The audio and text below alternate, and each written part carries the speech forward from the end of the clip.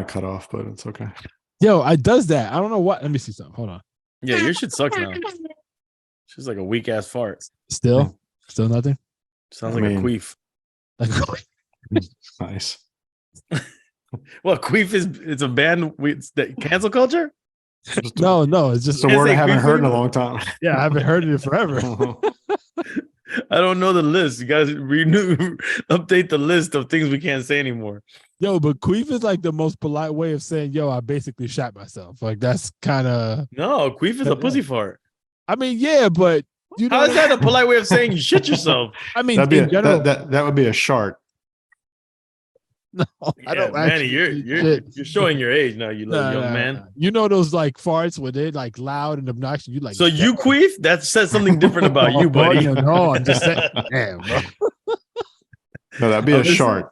You got shart is the way to go for that one, man. Yeah, that's a fart. Shit fart. Shit fart. Maybe just a Dominican thing. If it's just a loud fart, we'll be like, "Te cagaste."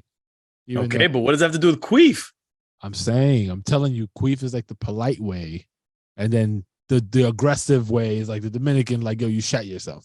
It's a nicer way. I know it's a pussy fart, but it's just a nicer way of saying fart, bro. That's all I'm saying. Nah, it doesn't ring. Doesn't go. I get it. Your Cubanisms aren't letting it ride. Okay, that's fine. No Cubanism. There's not Cuban. And this was for our sponsor. It depends.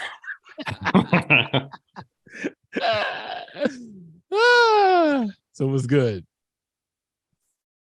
What's good? What's good? What do we got on deck? Anything? I could give y'all like a quick and dirty recap of the vacation. Some interesting little tidbits that I think you guys would freak out about, but we were cool with. I don't like it already. Right. Queefing? No queefing involved. Let's hear the freak out. I might have just overhyped it too, but so it might not even be that serious. But so we were at an all-inclusive resort out in Dominican Republic in Punta Cana, right? Baller. No. So it was my mom turned 75 just before the new year, and so we had planned, my brother and I, my family, yo, we should do something cool. We surprised her with a trip, and I even made like a golden ticket to give her, like, because physically her birthday's at the end of the year, like I said, and we weren't leaving at the end of the year. So to give her something physical that she knew she was getting this gift, it was this golden ticket. So she was happy, whatever. We got there finally the beginning of this year, and it was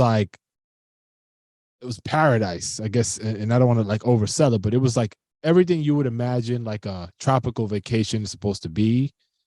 This place that we went to, shout out to the Hyatt Ziva resort out there, it had.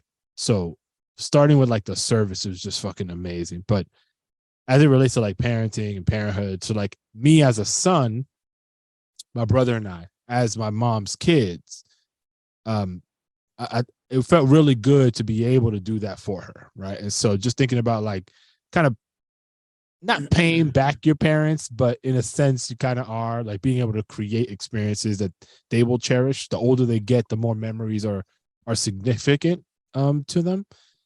That was something that she said. She was like, yo, like, thank you for helping me have more memories with you guys. And so that was kind of touching. And then as a father, on the good side of things, like the kids really did appreciate everything that we were able to do for them. So everything from like the hustle and bustle. Except your youngest won't remember it in the next year or two. Nah, I think she will. See, that's the beauty of like all this data that we store in the cloud. Because every few months, every year, like the anniversaries pop up, and we spend like hours sometimes just like fumbling through images and videos and shit. But then they said something interesting. So two things. One is we felt really comfortable letting the older two kind of roam the resort. And now granted, we got pools. We got what's the ages again for the older two? 15 and 9. 9. 9-year-old roaming freely? But with the 15, with the 15. Oh, together. Okay. No, I don't trust that little kid by himself doing nothing. But like the staff became as close to family as you can become in such a short period of time. Like, their intentions were always really good. They were really like helpful. Now, granted, I'm Mr. Optimist, right? So like, I take those cues and I'm like, all right, I can live with that. And we ran with it. You guys laughed and cried together? We definitely laughed together. Okay. And so they queef together. But Dominican queef. It wasn't. It was loco que loque. Okay. So it's something that for my kids was kind of an independent, freeing experience because we're not usually that trusting in any environment, and we really back the fuck off. Outside of the Disney resort that we've been to, we've never kind of just like disconnected from them and let them roam and do their thing. Even when it was like dark over there, we felt comfortable. You wild one. I know. And as I'm telling you guys, I'm like, yo, we would have never done this. But I'm telling you, like, the environment was just so chill. It wasn't massive, but it wasn't small either. So it had its like, you could get lost in there if you wanted to, but it really, the layout was pretty slick. And I remember like having a conversation with them, and I was like, yo, so normally they would have some trepidation too, like going off on their own, and they were cool. They were like, yo, let's go do it. So that freedom was kind of like a little growth, I think, in our relationship as parent and children, that I thought was cool. But like, and I'll finish here, like we invested some money in becoming part of the Disney Vacation Club many years ago. What does that mean? Yeah, I'll quickly summarize it. So being a part of the Disney Vacation Club means you get to queef with Disney characters while wearing the Mickey Mouse ears. Nah. So you pay, basically it's like a timeshare. So you pay for access to their because my girl's asking me about that now, so that's why I asked. Yeah. So we've been a part of it for a while now, almost, I'd say like 8 years or so. And our home resort is their Aulani resort in Hawaii. Mm-hmm. So we go there every couple of years. We go. It's an amazing place. Hawaii, as you can imagine, if you haven't been, is a lot of what they say it is, all this paradise and all this shit. But my kids thought that this spot in Punta Cana was better than Disney. And so they were like, yo, fuck that Disney shit. Let's come here more often. And we're like, you little motherfuckers. Because granted, we could probably swap points because the Disney Vacation Club, like, it's not just resorts for Disney. It's like a bigger network of resorts. But now it's like homework we got to do to see if we can every now and again like flip it. So all that said, it was a really good experience, vacation and like family bonding wise. Your kids, when they were off alone, were they swimming? Yeah. Some cases, yes. But they are also very strong swimmers. In the ocean? Nah, they didn't really get in the ocean. They were kind of on the sand. If we knew they were going into the ocean, we probably How would you know if they're on their own? Oh, they would tell us. They tell us. This guy's like, I know now. They tell us what they're going to get into, so we know if we got to go get them, we know where they're at and what they're doing. So that I should have said that too. Like, there is like a trust in understanding what they're getting themselves into that we would say yes or no to. And the beach is cut off from the whole entire island? Yeah, they have like a private section. Yeah. They have Trump's wall on each side of it?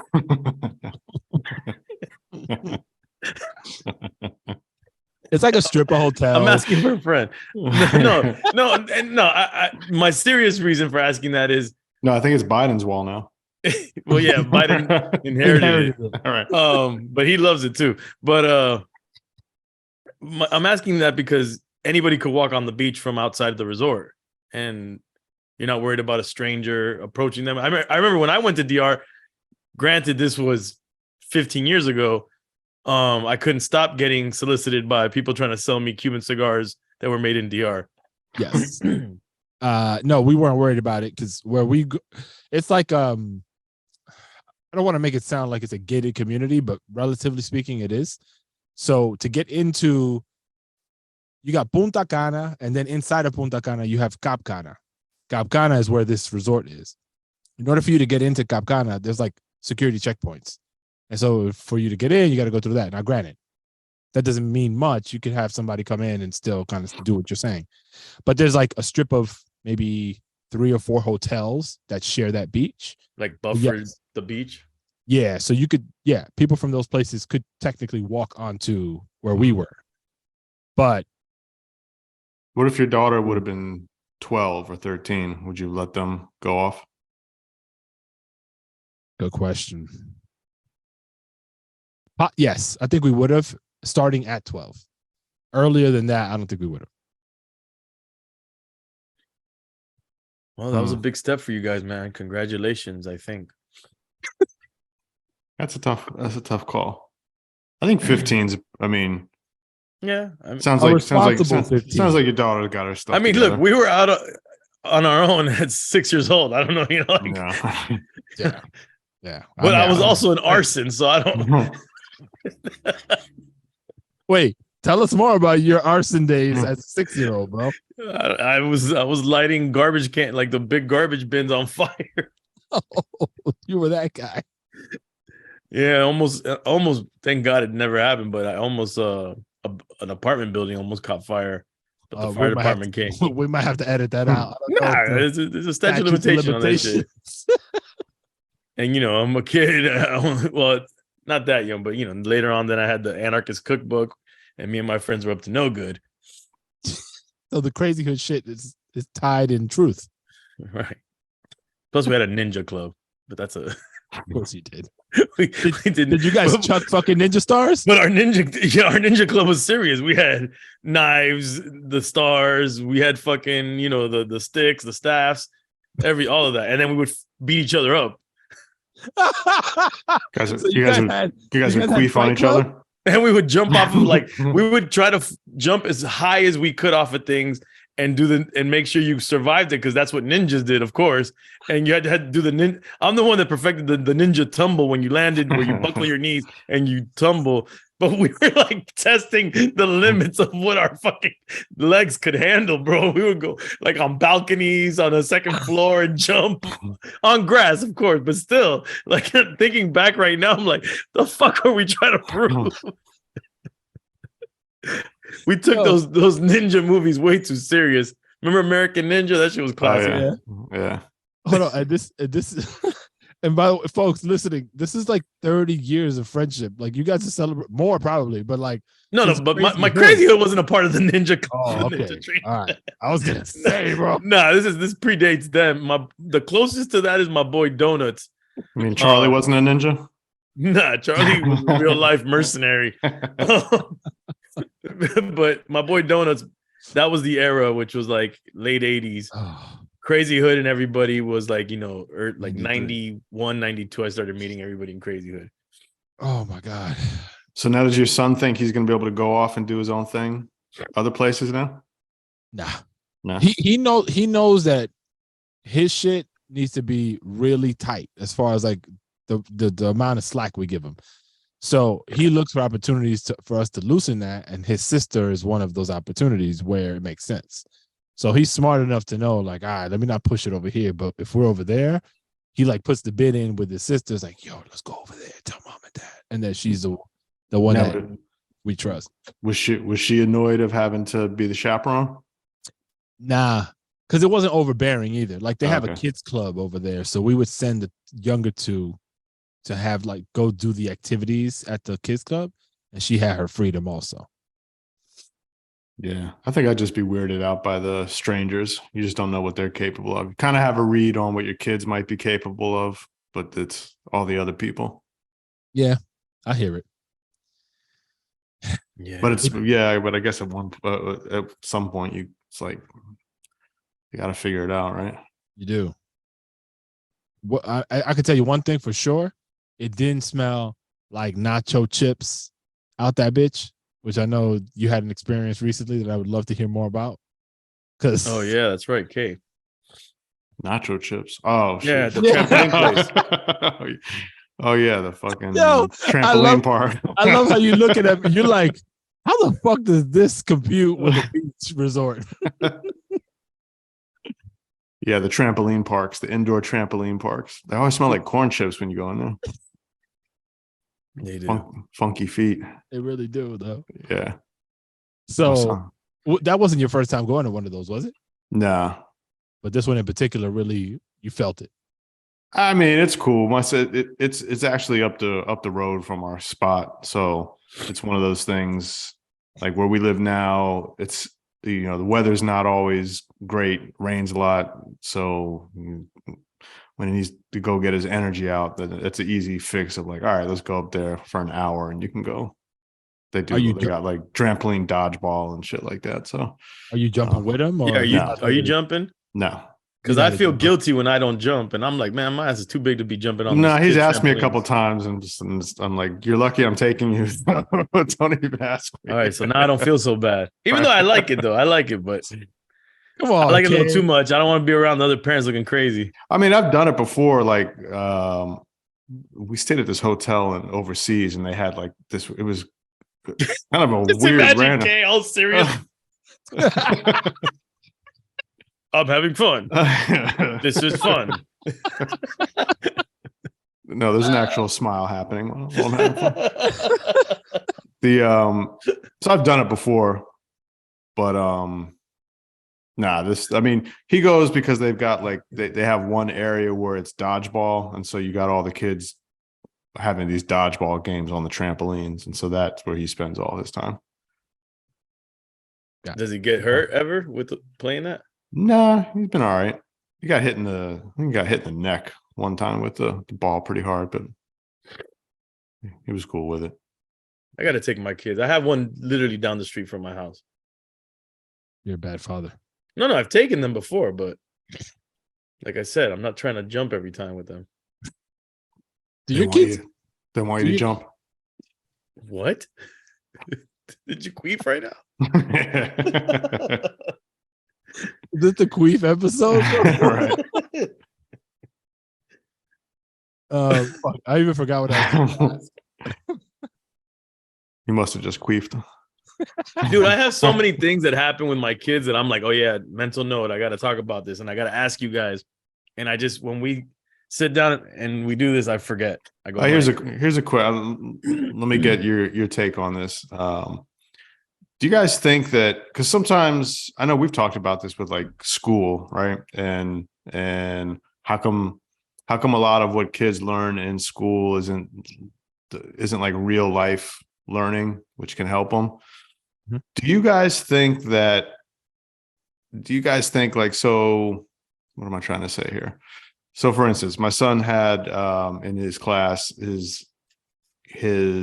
one of his teachers was a former pilot. So part of what he taught in the class was about jets and the different parts of airplanes and, how to fly and all the terminology and everything. And on one hand, I'm like, oh, that's pretty cool.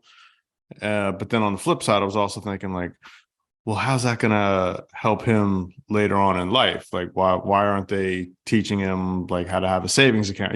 Just like that kind of stuff that would better prepare you.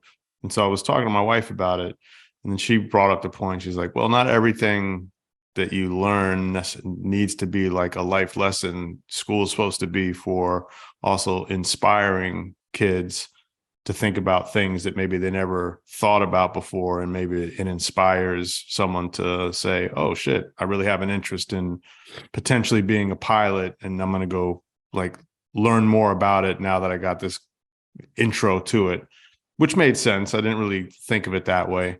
It was more of my pessimistic, attitude toward it. But what do you guys think in terms of that?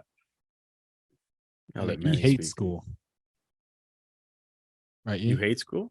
Oh, you hate school. What the fuck are you talking about, bro? Yeah, you hate school, bro. Every time we talk about school, you're like, fuck school. I don't want to leave my kids there.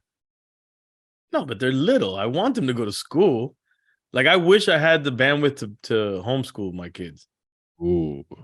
To a level, not all the way through, because I think the social interaction is extremely important. But like curriculum wise, do you think that kind of stuff are just things that are not necessarily things that are practical in your day to day? Do you think it's a waste of time, or do you think it's like inspiring for kids to learn things that they would never think about? I mean, I don't know how much it would inspire. I mean, I would argue to say the percentage of kids that probably get inspired is very low. Like, I don't think it's doing a lot of inspiring.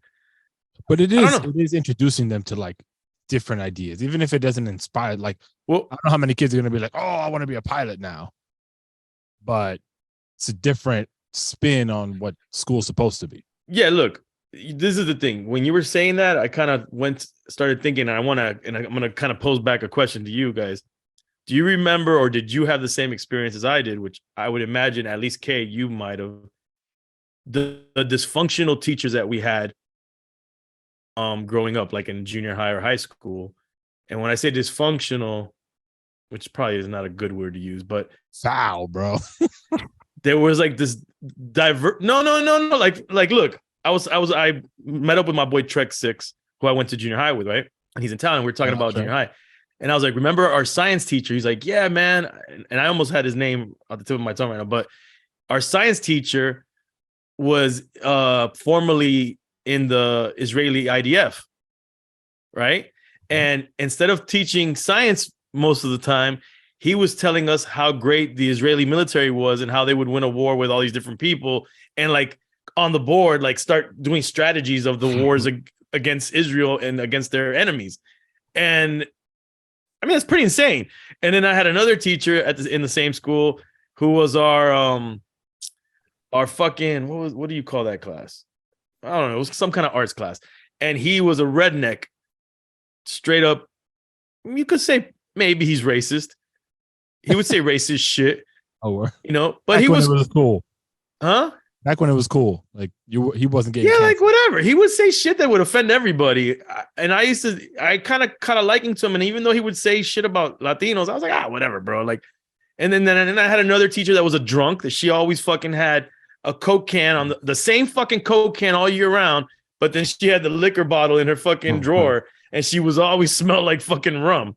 And she would say all kinds of crazy. So I say all that to say is that, I don't know, I feel like those interactions with all these weird characters kind of like helps in life, because it's like you're getting a crash course in all this variety of like point of views and personalities. And well, yeah, just because they're a teacher doesn't mean they're a regular person also. So they're going to have their craziness to them. Right. And then back to your point, like, my one teacher didn't. Well, maybe she did. Maybe she inspired Drink Champs before Drink Champs. Right. My other teacher didn't inspire me to join the Israeli Defense Force, and the other teacher didn't inspire me to join the Klan, even though I can't join anyways. I think nowadays you can. Latinos are in now. Join the Proud Boys. No, no, there you go. No, I do think they co-opted us. I do think there is some value in kind of off the beaten path sort of education, like the example you just gave.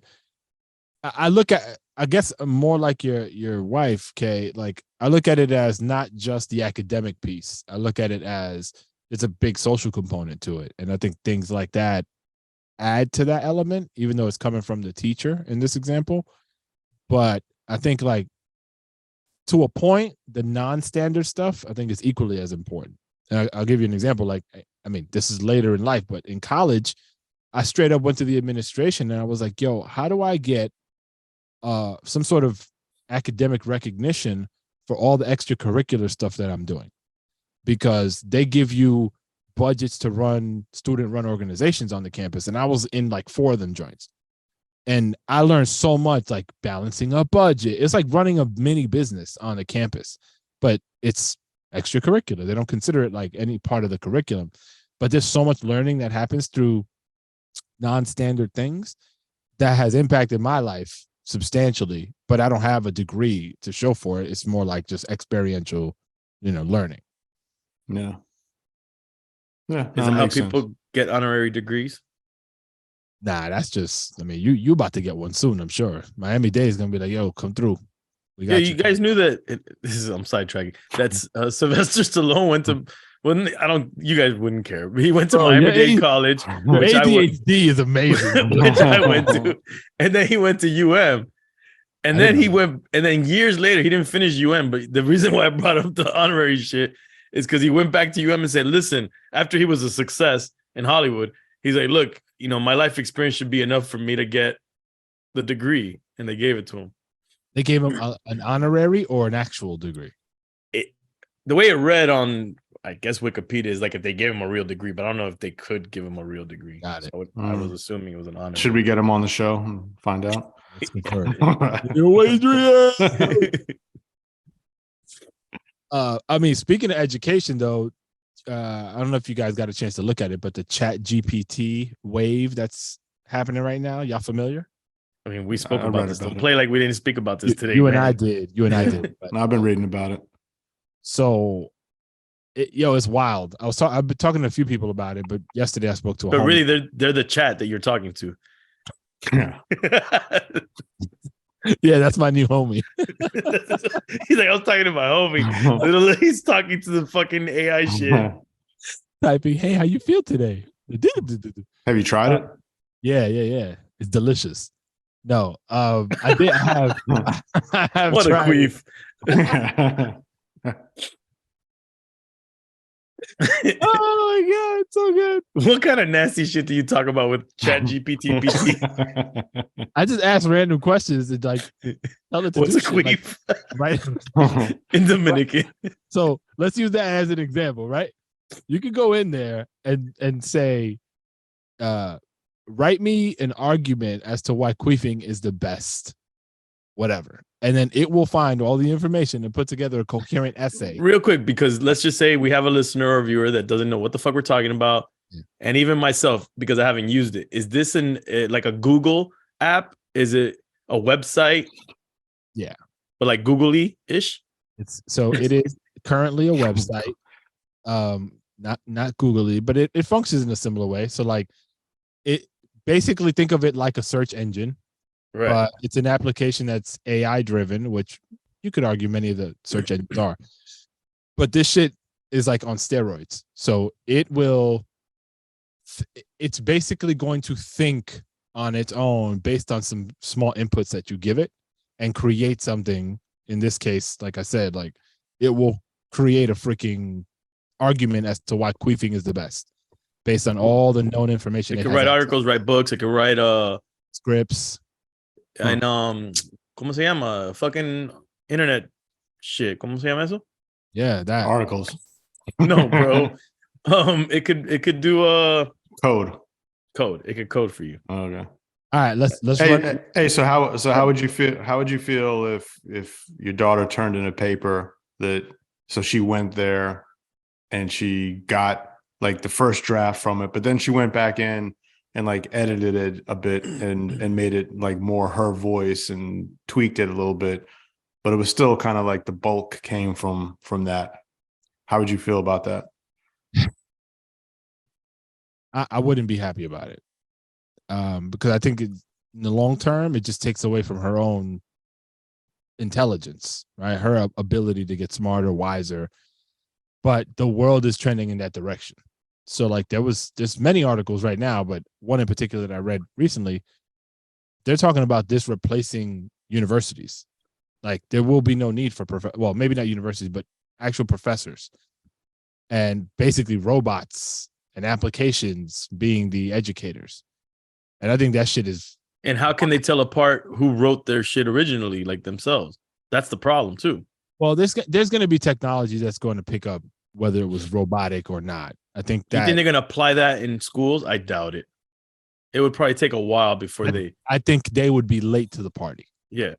Yeah. And that's the part that I would say when it comes to your kid using it, how can you be upset when all the other kids are going to use it and everybody's doing everything quickly and then your kid's here like all fucking at a turtle's pace trying to get shit done?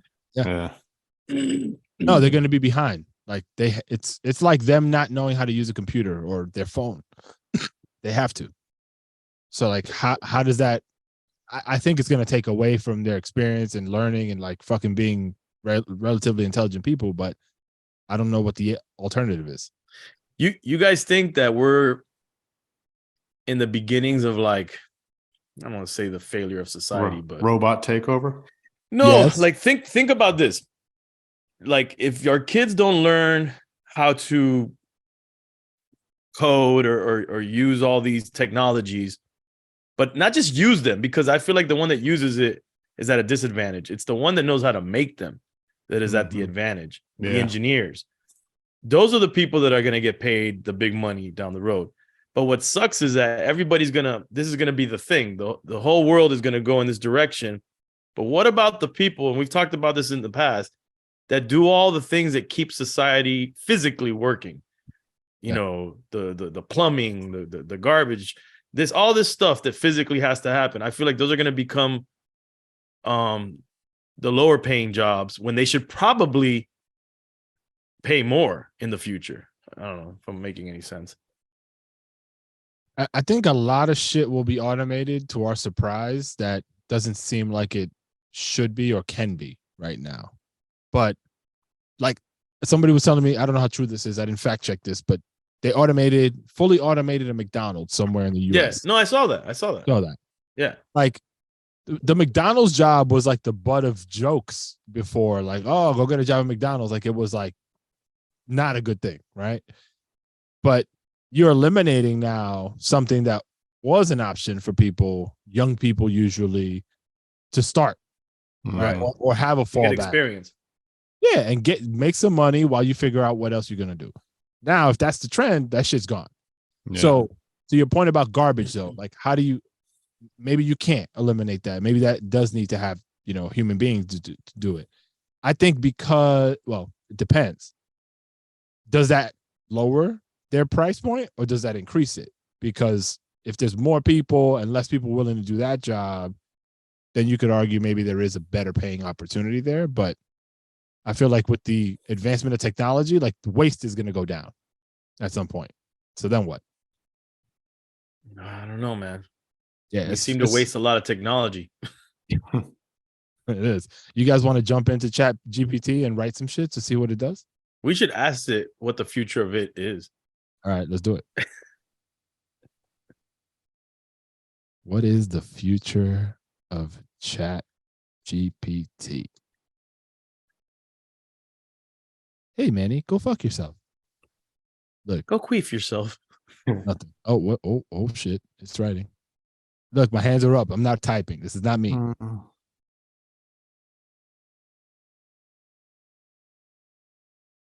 I'll read it as soon as it's done. For those I'm reading it right now. No, out loud. I mean, fuck it. I'll start now. Oh, good. It's done. The future of ChatGPT and other language models like it will likely involve continued advancements in natural language processing and machine learning. This may lead to improvements in the accuracy and fluency of the model's responses, as well as the ability to handle a wider range of tasks and contexts. Additionally, there may be increased integration of these models into various industries and applications, job takeovers, such as customer service, content creation, and language translation. However, as with any AI technology, there are also concerns about the ethical implications of their use and the potential for misuse. Yo, GPP knows how to talk really good, bro. This thing writes better than most people. Yo, no, definitely. And I mean, as it should.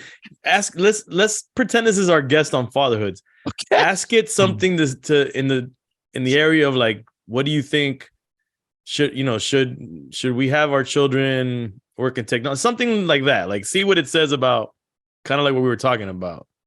How about something like, should we have our children attend school? Go for it.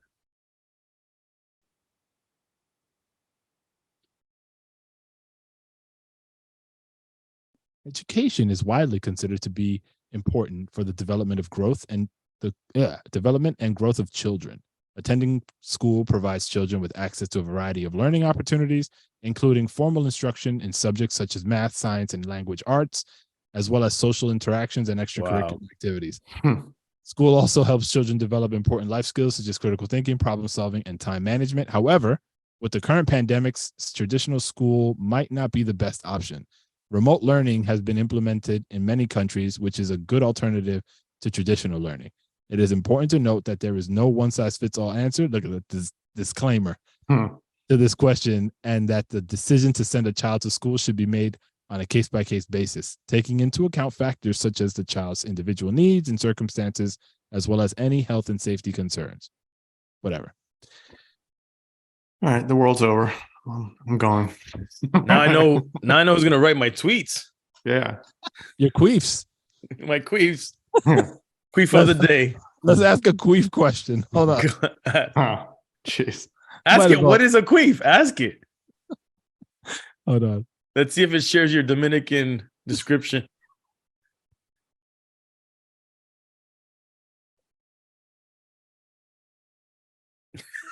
It's like awkward. Let's take it a while for this one. Let's see. Just pulling it from the. Are you sure you wrote it correctly? Oh. Shit. Go ahead, read this one. A queef, also known as a vaginal fart, is a release of trapped air from the vagina. I don't think we need to get into the whole thing. Okay. Wow. All right. I think this is a good time to end. Yeah, I think it's good. We brought it for full circle. All right, boys. Have fun. All right, All right. man. See you later.